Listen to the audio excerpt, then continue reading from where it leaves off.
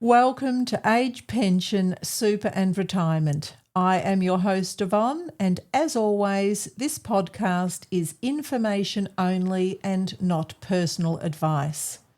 Today, we will be looking at intergenerational wealth transfer, and I think this is going to be part one of a three-part topic. It is my pleasure to welcome back the Director of Prosperity Planning Partners, Gayle McKew. Well, hello. Nice to be back.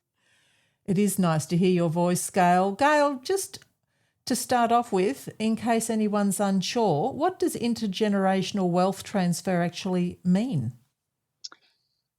It's basically, just as it says, wealth is going to transfer from one generation to another. Now, intergenerational, it doesn't automatically mean that it has to go to your children. You can skip a generation if you wish to and make provision for, say, grandchildren. That's an option. But it's also something that is going to be a game changer for many, many people who are already in retirement or who are approaching retirement, because all of a sudden they're going to get a share of their parents or an aunt's or an uncle's or another family member's, or even a very nice, caring, beneficial, like person who's making a bequest. They will get money from there, and it can have unintended consequences. That's really clear, Gayle. And in preparation for episodes like this, Gayle and I have very long conversations. So this next question is born out of this conversation. Gayle, often there's an expectation of a parent-to-child wealth transfer. Now, could this have some unintended consequences? I understand some people are in receipt of age pension and others are receiving government housing. Could you talk about this for a moment? Absolutely. And it is very true that sometimes bequest, as in somebody receiving money from an estate, can have an adverse impact on their situation. I have had clients in the past, and when I say adverse impact on their situation, it's actually more around the current situation is going to change, and therefore they're going to feel unsettled. So I've had clients in the past who've received benefit of a very large bequest from an estate, and it put them over the asset test limit as a couple for age pension. And they rang me quite distressed and said, Gayle, what do we do?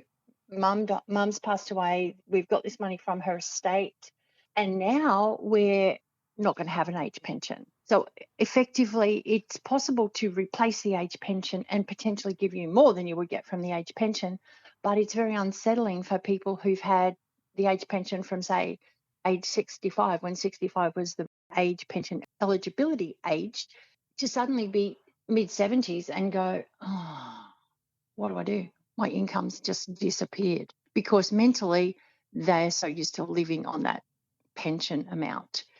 And then the other side of the coin is if somebody is in government housing and paying very subsidised rents, then that bequest can cause them to have quite a few problems, because it may put them into an area where they have a reduction in their disability support pension and also have their rent go to market value versus the heavily subsidised amounts. That's really interesting. Now, you mentioned government housing and DSP. I need to ask, in certain situations, if someone doesn't have, I guess, mental capacity and they inherit, what could be put in place, I guess, for this type of situation? Effectively, it has to be set up in the estate generally, is my understanding of it, is a testamentary trust, because the testamentary trust can be put in place for somebody who has a legal disability, so mentally not capable of making their own decisions, and or somebody who might have a drug or alcohol problem, and you know that money is going to get gambled or turned into drugs, and it's going to potentially threaten the life of the individual to receive it. It can be beneficial to have in place provision for a testamentary trust. Right. And also, I guess they could be vulnerable to, somebody taking advantage of them if they have a lump sum. 100%. Yeah. And it's really interesting because there's ways in which a testamentary trust effectively is not considered to be an asset for Centrelink purposes, because the ultimate financial beneficiary, as in, I'll give you an example of one that I'm very aware of. A person who had a known drug and alcohol problem, their parent put in place a testamentary trust, and the executors of the estate were the trustees of that trust. The son, because it was a son, he was allowed to have income off the capital, but he was not allowed to have control of the capital or access to the capital, because the parent knew that he would end up putting it either in his veins or up his nose, or however people ingest drugs of their choice. She knew that he would kill himself. So the deal was ultimately that money had to be held in place by the trustees until he passed, and then it could pass to his 4 children. Because that was held in trust by the executors, it didn't impact his age pension entitlements. That's really helpful to know. So is this testamentary trust something that is part of a will, or is it a separate? Yeah, because your will is a last will and testament. So you set up a testamentary trust as part of that.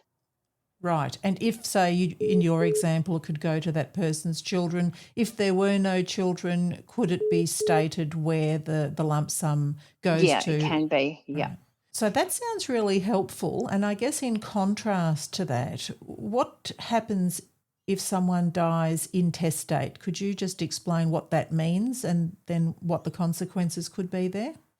So dying intestate means that there's no legally provable will available.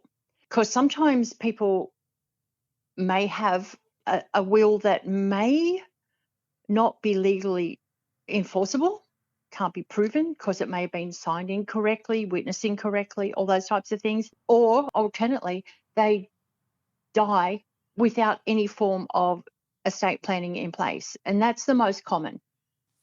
Okay, that's great. So if you wanted to set something up so that someone doesn't receive a lump sum but the income, are these trusts, are they just sort of invested in something that a financial advisor puts together, or do dividends land in the account of the receiver? What actually is this thing that something for people to sort of imagine, I guess? Okay. So it can be pretty much anything.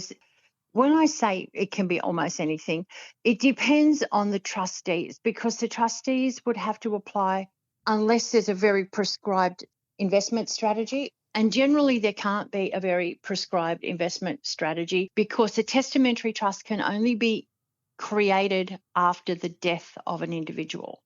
So you're going to have a degree of trustee discretion impact how the monies are invested. And generally speaking, the testamentary trust does have to do a tax return unless it's invested in a specific type of investment that has prepaid tax. So effectively, you don't have to do a tax return because the investment is internally taxed inside of that particular investment type. But yes, testamentary trusts are a little bit tricky because effectively there are no set rules, and it depends on what the assets were that were put into it. So in some instances, it's just cash, and then the individual trustees of that particular trust make a decision as to how to invest it. But sometimes it could be that, depending upon the structure of the will, that they prescribe certain assets, for example, a house or a bundle of shares, to go into that trust. And then you effectively have very little discretion as to how the fund is invested, because this is the asset that's going to create the income from this trust.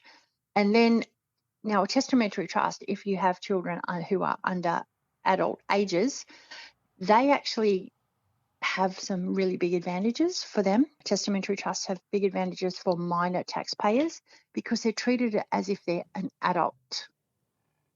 So they get up to the $18,200 in tax-free threshold versus kids' tax rates, which are penalty tax rates. That's very interesting, Gayle. And just so that I understand, you've explained why a testamentary trust may be set up that is not to receive a lump sum and rather just some income. And you also just mentioned it's done when a person dies. So, Yep. right. So am I then to understand if somebody wanted to help with the disability side of things that there's something that's called a special disability trust?